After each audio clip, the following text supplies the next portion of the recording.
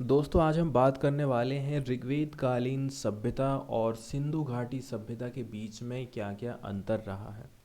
UPSC की तरफ से 2017 और 16 के लगभग में यहाँ से क्वेश्चन पूछा गया था।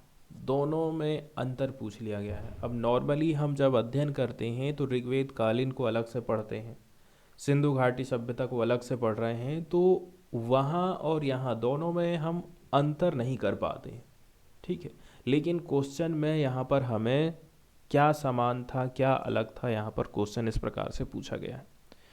जैसे कि यदि हम बात कर लें ऋग्वेद की, ऋग्वेद कालीन, तो यहाँ पर जो कवच वर्ड यूज़ किया गया है इसका उल्लेख वर्म शब्द के रूप में किया गया है। ऋग्वेदिक ऋग्वेद कालीन आर्य जो होते थे संभवतः लोहा और सोना से निर्मित कवच और हेलमेट का यूज़ किया करते थे। ठीक है, सिर में जो पहनने वाला हेलमेट रहता था जिसको सिरस्त्राण बोलते हैं। वहीं यदि हम बात कर लें सिंधु घाटी सभ्यता के लोगों में इनके उपयोग का कोई साक्ष्य हमको नहीं मिला है कि वो, क्योंकि लोहे का कोई प्रमाण हमको मिला नहीं है। यहाँ पर सिंधु घाटी सभ्यता की खुदाई से जो प्राप्त हुई हैं हमें चीज़ें, वहाँ पर तीर है, धनुष है, भाला, ये साधारण कोटि के हैं। दूसरी नंबर की बात यह है कि ऋग्वेद कालीन आर्यों को सोना, चांदी और तांबे का ज्ञान था, जबकि सिंधु घाटी सभ्यता के लोग केवल तांबा और कांसे का ज्ञान रखते थे। क्योंकि कई सारी चीज़ें हमें तांबे और कांसे की बनी हुई चीज़ें प्राप्त हुई हैं, जैसे कि कांसे की नर्तकी मिली है हमें, तांबे की कुछ मोहरें हमको मिली हैं। उनसे पता चलता है कि दो धातुओं का उनको ज्ञान था, लोहे का इनको ज्ञान नहीं था। क्योंकि जो लोहे का प्रचलन है ना, 1000 ईसा पूर्व से 600 ईसा पूर्व के बीच मध्य उत्तर भारत में हुआ था।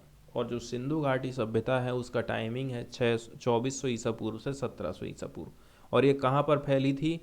नॉर्थ वाला हिस्सा, उत्तर और पश्चिम वाला हिस्सा भारत का। ऋग्वेद कालीन में आर्यों ने घोड़े को पालतू पशु बना लिया था, जिसकी सहायता से वे युद्धों में विजय प्राप्त करते थे। वहीं यदि हम सिंधु घाटी सभ्यता की बात कर लें तो कई सारे स्थलों की हमने खुदाई किया है।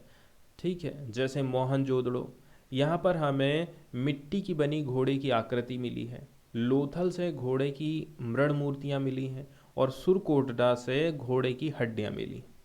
ठीक है, मतलब घोड़े के बारे में ये लोग जानते थे और आर्य लोग भी जानते थे और उनका यूज़ कर सकते थे, और उन्होंने युद्ध में यूज़ भी किया है। तो यहाँ से जो क्वेश्चन पूछा गया था ये पूछा गया था 2017 में। ठीक है, यहाँ पर हमको ऋग्वेद कालीन जो आर्य हैं और सिंधु घाटी सभ्यता के लोग हैं, दोनों की संस्कृति के बीच में यहाँ पर हमको तुलना करना था।